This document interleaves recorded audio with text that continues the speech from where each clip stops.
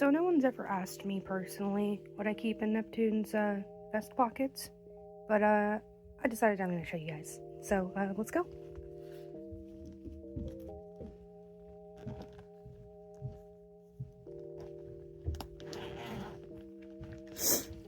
So this is what it looks like on the inside.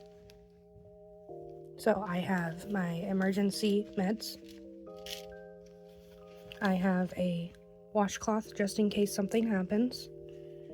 I have extra poop bags, essentials. I've got the tri-orals. They're cheaper than liquid IV, but they don't taste good. So then I also have these. They're Skittle flavored. So I mix these together. Then I've got, your tissues.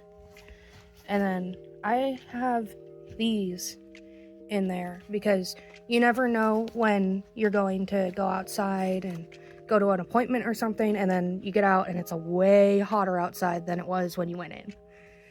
I got that inhaler because I'd be wheezy. Hand sanitizer wipes.